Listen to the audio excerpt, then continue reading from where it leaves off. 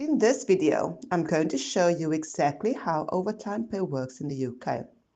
And then we'll go through this fully automated Excel spreadsheet that calculates everything for you instantly. Now, first things first, there is no single legal overtime rate in the UK. It depends on your contract.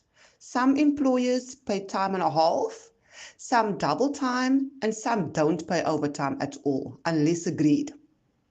But don't worry, once you understand the logic, you can calculate it in seconds using Excel.